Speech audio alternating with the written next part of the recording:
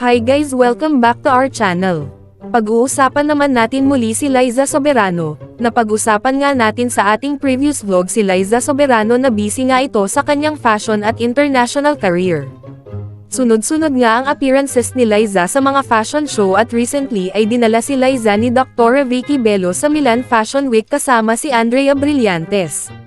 Sobrang ganda nga ng mga suot ni Liza at talagang ikinatuwa ito ng kanyang mga tagahanga.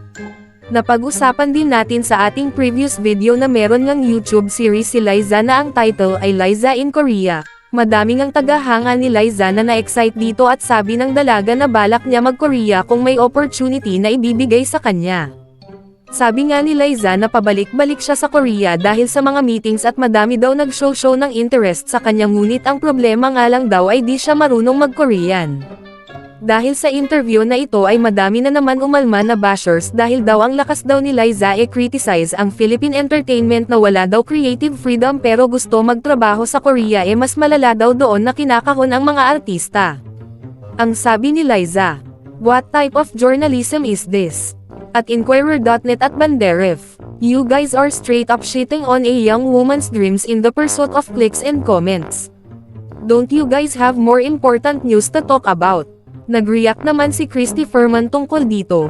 Ayon kay Christy, dapat raw ay alam ni Liza ang pinasok niya dahil hindi lahat ng tao ay mapiplease niya, lalo na at napakaraming ginawa ang dalaga na hindi nagustuhan ng publiko buhat nang lumipat siya ng management.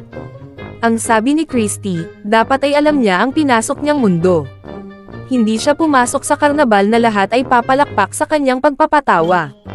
Hindi rin siya papalakpakan at pupurihin ng ganyan na lang. Kailangan magpakita siya ng resibo. At hindi po pwedeng luro, papuri lang ang gusto niyang mabasa at marinig. Aba, public figure ka.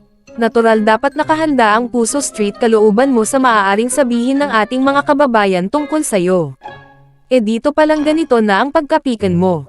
Ayon pa kay Christy, marami rin sa mga netizens ang muling nagbanggit ng tungkol sa kawalan ng utang na loob ng dalaga sa mga dating nag-alaga sa kanyang karera.